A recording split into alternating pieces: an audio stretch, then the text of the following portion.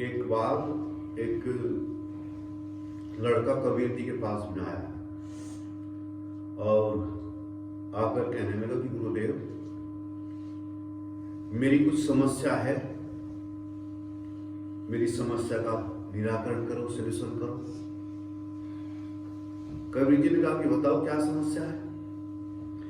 कहने लगे कि मैं ये जानने के लिए आया हूं कि शादी करनी चाहिए कि जीवन में शादी नहीं करनी चाहिए। कबीर जी ने कहा कि बैठ जाओ, और ये लड़का वहां पर बैठ गया। तो कबीर जी ने आवाज अपनी पत्नी को लगाई कि जरा लैंटेन होती थी पहले के टाइम में, तुमने तो शायद नहीं देखी होंगी, लैंटेन होती थी, उनमें हैंडल भी होता था और मिट्टी के तेल से चिमनी लगती थी, वो ही लाइट थी उस टाइम पर। हमने भी देखा है, हमने यूज भी किया है। तो उन्होंने आवाज लगाई कबीर जी ने कि जरा लैंटेन लेके आओ। तो अब उनकी पत्नी कबीर जी की लैंटेन को लेकर जिस कक्ष में बैठे हुए थे वहां रखकर जलाकर, कबीर जी ने उनको जो बोला था कि लैंटेन को जलाकर लेके आओ, तो वो जलाकर लेके आई और रखकर चली गई। इस व्यक्ति ने, लड़के ने फिर पूछा कि कबीर जी से कि गुरुदेव, मैं अपने क्वेश्चन का आंसर का इंतजार कर रहा हूं। कबीर जी ने कहा कि समझ में नहीं आया अभी तेरी बात। कहने लगे कैसे? कि कहने लगे कि अगर पत्नी ऐसी हो जैसी मेरी है तो कोई प्रॉब्लम नहीं है शादी करने में, कर लेनी चाहिए। कहने लगे गुरुदेव, ऐसी पत्नी तो दिन में 12 बजे लैंटेन जलाकर आप मंगा रहे हैं, लाकर रखकर चली गई, तो ऐसा लगता है कि ऐसी पत्नी को तो मिलना बड़ा कठिन है। फिर कहने लगे ये निर्णय तुम्हें करना है, मेरी सलाह यह है कि ऐसी हो तो जीवन को आपके स्वर्ग बना देगी। अगर ऐसी नहीं है, ऐसा बोलती है, कटु वचन बोलती है, तेरा दिमाग खराब हो गया है, 12 बजे लैंटेन जलाने का मतलब क्या है, क्या करना चाहता है, तो फिर तुम्हारा जीवन नरक बन जाएगा। एक ब्रह्मचारी था एक जंगल में, तो कुटी बनाकर भगवान का भजन करना, सुमिरन करना। तो उधर उधर का क्या देखता है? सुमिरन करना, भजन करना, यही उसका कार्य था। एकांत का सेवन करता था। तो एक दिन क्या हुआ, तो ब्रह्मचारी भिक्षा के लिए किसी शहर में गया, और जैसे ही शहर में गया, तो जैसे इसकी शहर में एंट्री हुई, तो शहर में बढ़ते ही एक बहुत अच्छी बिल्डिंग थी। तो इसने देखा कि अच्छा मकान है, तो सामान भी अच्छा ही मिलेगा। और उधर घटना क्या हुई कि जिस मकान को इसने देखा, तो उसमें कोई उल्टा स्त्री शादी करके आई थी। उल्टा स्त्री उसको बोलते हैं जो शादी से पहले अनेक प्रकार के लड़कों के साथ में, व्यक्तियों के साथ में अपना संपर्क रखती है, उसको उल्टा स्त्री बोलते हैं। और वह उल्टा स्त्री उस कमरे में वहां पर आई हुई थी, शादी ब्याह होकर आई थी, 7-8 दिन हुए थे। तो ब्रह्मचारी ने आवाज लगाई, भिक्षा दीजिए, भिक्षा दीजिए, आपके द्वार पर कोई साधु आया है, ब्रह्मचारी आया है। तो उसने ऊपर खिड़की से नजर से लगाई, तो उसने देखा तो ब्रह्मचारी था, ओझ तेज था शरीर पर उसके। अब कितने लोग क्या काम करते हैं, तरह तरह के कपड़े लाते हैं, ड्राई क्लीन कराते हैं, सूट लाते हैं, पैरासूट हो, पता नहीं क्या क्या लाते हैं, अड़गम सड़गम में कितने सूट चल रहे हैं, लेकिन चेहरे में कुछ है नहीं। तो उन सूटों से भी क्या होगा? अगर आप ब्रह्मचारी का पालन करते हो, अच्छा खाते पीते हो, तो चेहरे पर अगर आपके रौनक है, तो किसी भी आपको श्रृंगार की जरूरत नहीं है, आप स्वयं श्रृंगार हो जाएंगे। तो अब ब्रह्मचारी था, और तेज था, तो ये देखकर उसको इंप्रेस हो गई और सोचने लगी क्यों उल्टा तो ये पहले थी। कहते हैं कि बच्चा अगर बचपन में बिगड़ जाए ना, तो जवानी बीत जाए, बुढ़ापा बीत जाए, सुधार नहीं कर पाता। ईश्वर की ही किसी के ऊपर बहुत बड़ी अनुकंपा होती है तो सुधर पाता है, वरना नहीं सुधर पाता।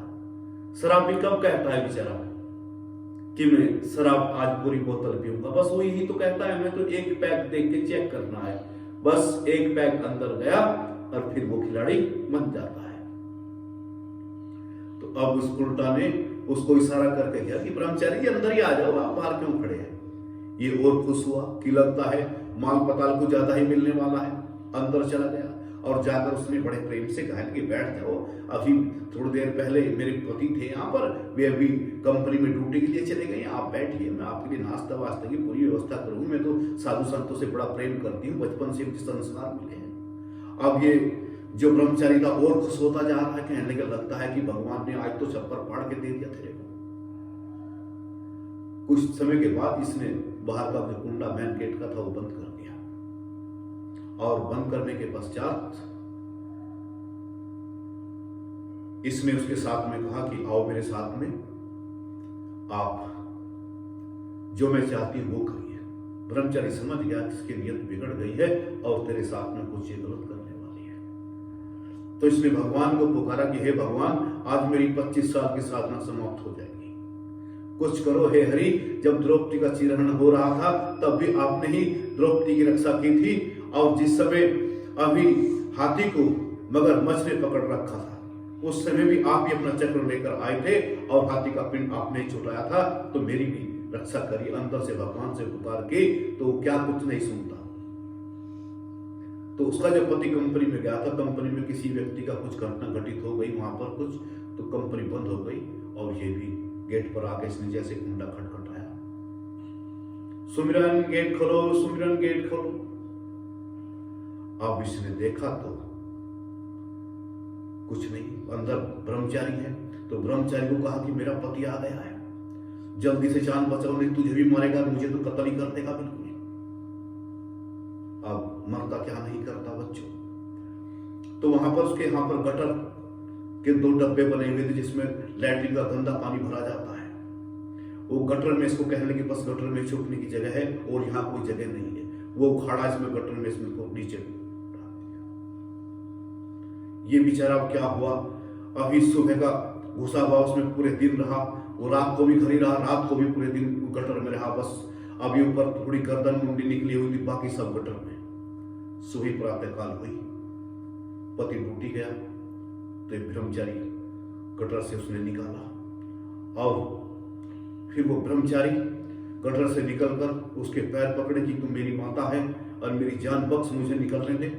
और जैसे ब्रह्मचारी वहां से निकलकर हाथ जोड़कर पैर पकड़कर वहां से निकल गया,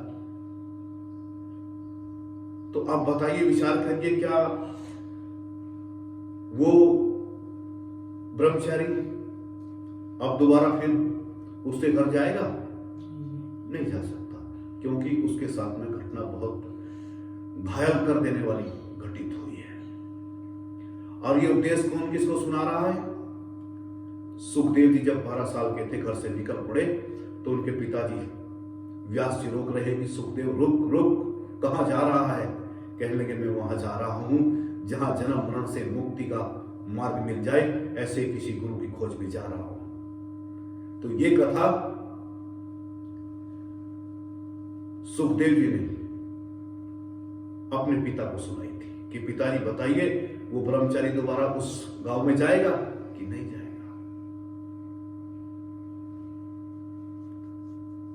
तो कहने का तात्पर्य यही है कि जैसे कबीर जी ने कहा कि पत्नी अगर अनुकूल मिल जाए तो शादी करने में कोई प्रॉब्लम नहीं है, लेकिन अनुकूल नहीं हो और आपके प्रतिकूल चलती हो तो फिर बेकार का है। एक भाई की शादी हुई तो पत्नी आई, पति कहे तो आज दाल बनाना है, कहने लगे आज तो मैं अभी दाल बनाऊंगी। वो दाल को कहे तो आलू बनाऊंगी, वो कहे कि आज कुछ नहीं बनाना तो आज तो जरूर बनाऊंगी। जिधर भी वो बोलता वो उल्टी ही चलती। तो पति भी परेशान आ गया और सोचने लगा कि बस अब तो इसका अंतिम संस्कार हो जाना ही चाहिए, इसने बहुत दम पी लिया है। तो इसने कहा कि सावन का महीना चल रहा है, हरिद्वार मत जाइए। कहने लगे मैं तो जरूर जाऊंगी। कहने लगे जाएगी तो जाएगी, लेकिन वो जो बैल तेरे बाप ने दहेज में दिया है उसे लेकर मत जाइए। कहने लगे उसे भी लेके जाऊंगी, और लेकर बैल को खोल के चल दी। पीछे पीछे ये भी चल दिया। अब जब गंगा के किनारे पहुंची तो उसके पति ने कहा मेरी बात आज तक तूने कोई नहीं मानी, एक बात मान लियो, ये जैसी बैल अभी गंगा में घुसेगा इसकी पूंछ मत पकड़ियो। कहने लगा पकड़ूंगी, वो भी पकड़ लिया और बैल तैरने लगा। तो जब गंगा के बीच में जा लिया तो फिर इसने कहा कि और तो मानी नहीं, एक मान लिए मर जाएगी क्या कि पूंछ मत छोड़िए, पूंछ भी छोड़ दिया।